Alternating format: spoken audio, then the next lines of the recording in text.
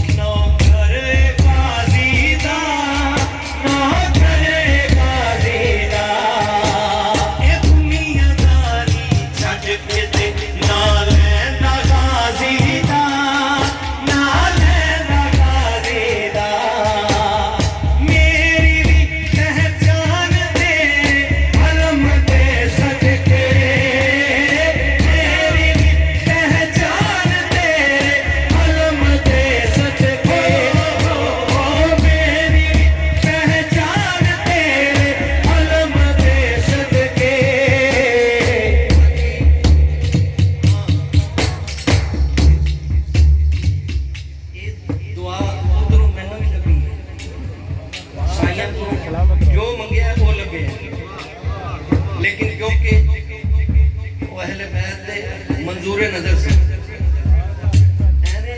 जिंदे होगे इत्थे भी उनके खिलाओगे तो उथे उनके खिलाओगे। हाँ हाँ दुनिया मैनू आख दे नौकर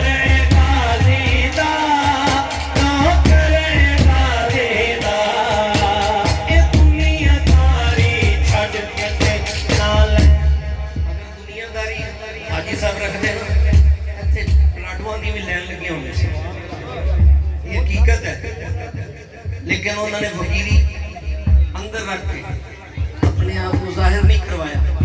बस दसिया कि दुनिया मैनू आख दी